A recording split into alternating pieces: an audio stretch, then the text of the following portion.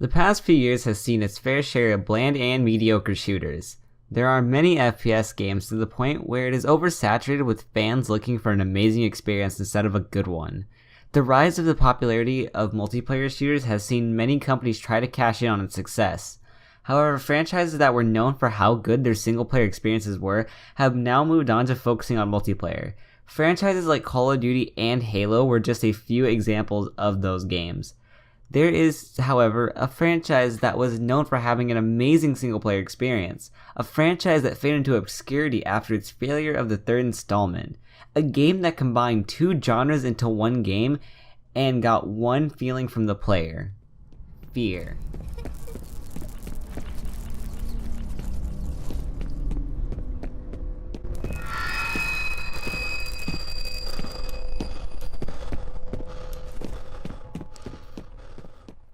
The biggest thing about F.E.A.R is its atmosphere. The thing that makes this horror slash first person shooter amazing is how well it utilizes the atmosphere of horror games.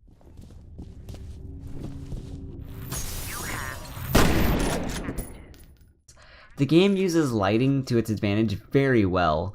Lightning flashing through windows, and lights flickering on and off, lights swinging back and forth. The lighting, of course, isn't the most realistic, but is used in a way that feels realistic and immersive. It also blends amazingly well with illusions that are voiceless protagonist experiences. Throughout the game, you will experience illusions that also hint at clues in the story. I'll explain more about that a bit later. Illusions pop out of nowhere with only audio cues to tell you when they begin, which at first sounds like a straightforward way to discern between reality and illusions, but illusions tell you when they start and never when they end. There were quite a few times where I thought I was still in an illusion and didn't shoot at an enemy, and there were quite a few times where I thought something was real but it was just an illusion.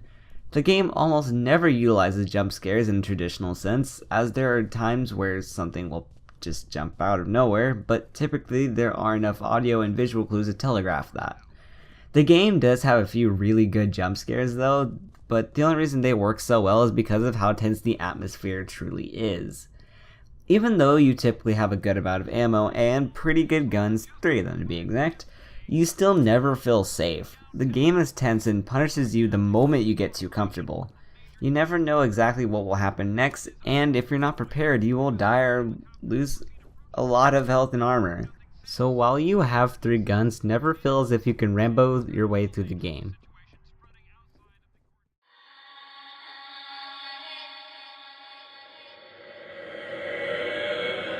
Like I said, you have 3 guns, most pretty powerful in the right situation, and you're given a good amount of ammo.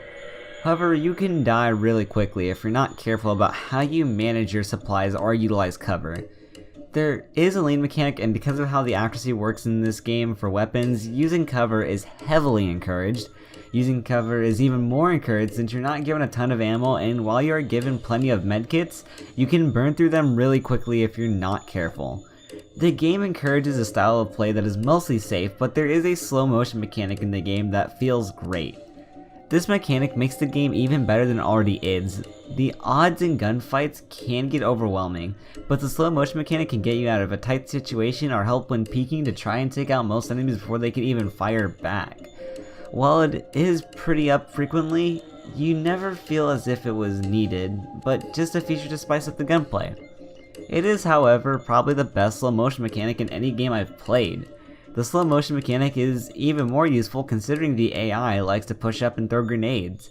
Oh, and yes, you can shoot explosives while they are in midair, so shooting grenades and rockets while in slow motion is definitely possible. Guns in F.E.A.R are specialized. The game doesn't give you a lot of guns, but the guns present in the game have a very specialized purpose. The game very much emphasizes that by making the guns powerful at their one job and making them weak in other areas.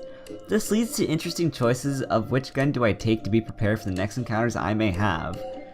The only problem with the combat is that while it is unique, it also can start to get repetitive near the end of the game, but the game at the very end changes suddenly, but I won't spoil that.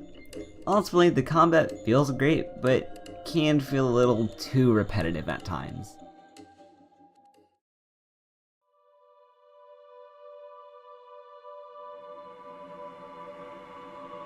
The story in F.E.A.R is about solving a mystery.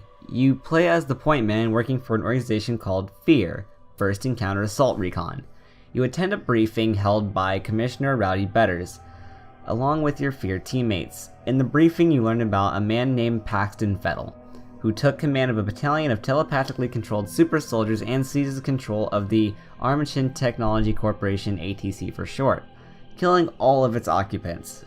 Your first mission is to eliminate Paxton Fettel in conjunction with Delta Force. Throughout the game, you spend the time tracking down Fettel and learning more about Project Origin. The story is great. You become more and more interested about the story of Project Origin the more and more you play. The illusions play an important role as well in explaining the story of the project, which gets your brain working and questioning more and more of what happened. If there really is one thing to criticize, is that you don't really care about your teammates, but for what the story is about, it doesn't really matter too much. The game does end on a bit of a cliffhanger, but nothing to complain, as really most questions are answered at the end and has a great ending as well.